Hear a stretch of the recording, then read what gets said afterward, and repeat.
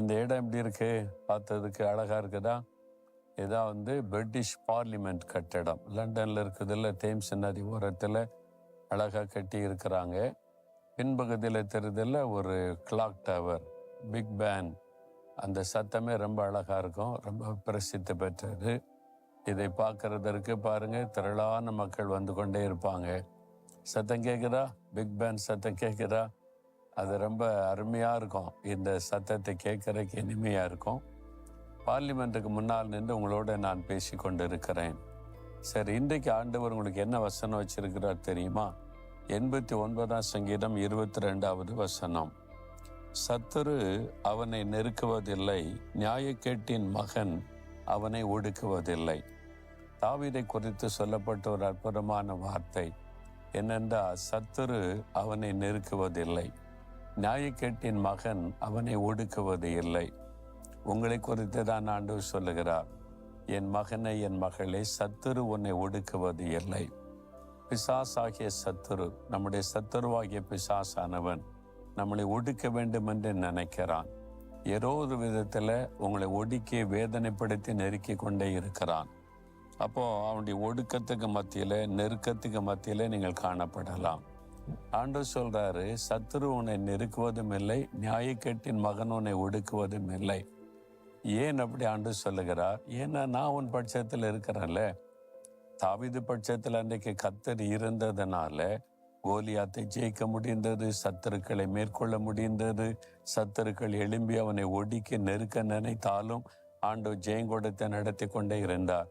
அதே மாதிரி உங்களை நடத்துவார். நீங்கள் இருக்கிற சூழ்நிலையில் உங்களுக்கு விரோதமாக எழும்புகிற சத்துருக்கள், ஒடுக்க நினைக்கிற சத்துருக்கள், அவங்களுக்கு மத்தியில் கர்த்தர் உங்களை பாதுகாத்து நடத்துவார். ஒருவரும் உங்களை ஒடுக்கவும் முடியாது, நெருக்கவும் முடியாது. ஆனால் தாவீதை போல நீங்கள் இருக்கணும். தாவீதை குறித்த ஒரே ஒரு காரியம் மாத்திரம் சொல்கிறேன். அப்போஸ்தலர் 13ஆம் அதிகாரம் 22ஆம் வசனத்தில் ஆண்டவர் சாட்சி கொடுக்கிறார், தாவீதை என் இருதயத்திற்கு ஏற்றவனாய் கண்டேன், எனக்கு சித்தமானது எல்லாம் அவன் செய்வான் என்று ஆண்டவர் சாட்சி கொடுக்கிறார். அதாவது என் இருதயத்திற்கு ஏற்றவன். உங்கள் வாழ்க்கையில் உங்களுடைய இருதயத்திற்கு ஏற்றவங்க யாராவது இருக்காங்களா?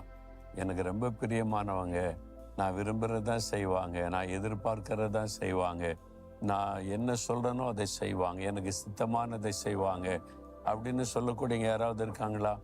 உங்கள் வீட்டுக்குள்ளே, உங்கள் குடும்பத்துக்குள்ளே, உங்களுடைய ஃப்ரெண்ட்ஸ் மத்தியில் அது மாதிரி இருந்தால் நீங்கள் ரொம்ப பெருமையாக சொல்லுவீங்கல்ல, இவனை எனக்கு ரொம்ப பிடிக்கும், இவளை எனக்கு ரொம்ப பிடிக்கும். ஏன்னா நான் என்ன நினைக்கிறேனோ, என்ன விரும்புகிறேனோ அதை செய்யக்கூடிய ஒரு நல்ல ஃப்ரெண்டு என்பதாக நீங்கள் சொல்லுவீங்க.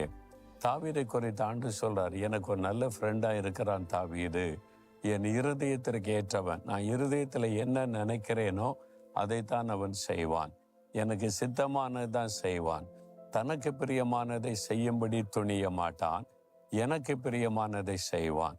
அப்படி கர்த்தரால் சாட்சி பெற்றதுனால தான் கர்த்தரும் தாவீதின் பட்சத்தில் நின்று சத்துருக்கள் அவனை தொடாதபடி, மேற்கொள்ளாதபடி காத்து கொண்டார். உங்கள் வாழ்க்கையில் ஒரு தீர்மானம் எடுங்க. ஆண்டவரே, உமக்கு பிரியமானபடி நான் வாழ என்னை அர்ப்பணிக்கிறேன், உமக்கு சித்தமானதை செய்ய என்னை அர்ப்பணித்துக் கொள்ளுகிறேன், நீர் என்ன விரும்புகிறீரோ அதைத்தான் நான் செய்வேன்.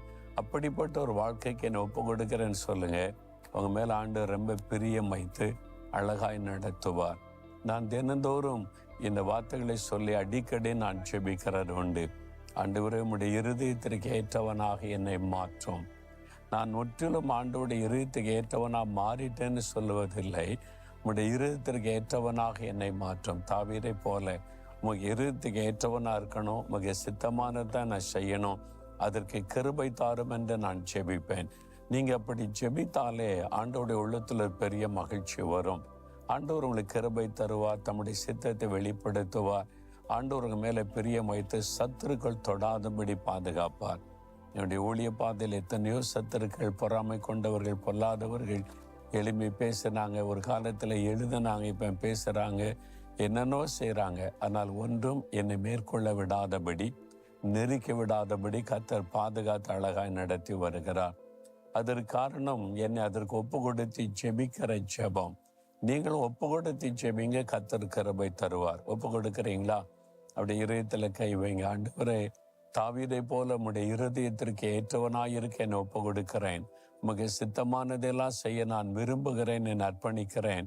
எனக்கு உதவி செய்யும். உடைய இருதயத்திற்கு ஏற்றவனாக ஏற்றவளாக என்னை மாற்றிவிடும். இயேசு கிறிஸ்துவின் நாமத்தில் ஆமென்.